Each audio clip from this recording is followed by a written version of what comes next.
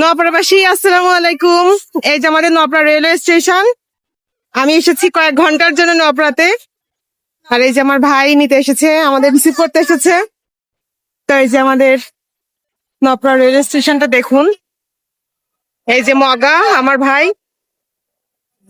এই যে আরশি, এই যে আরস নিতে এসেছি। আমাদের নিতে এসেছে আমার ভাই।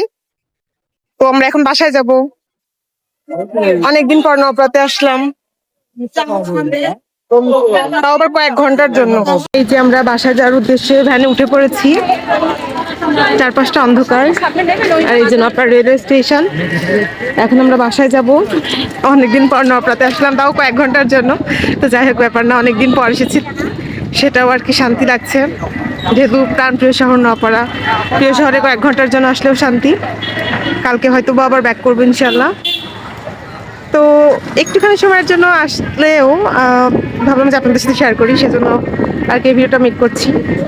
সকলে ভালো থাকবেন।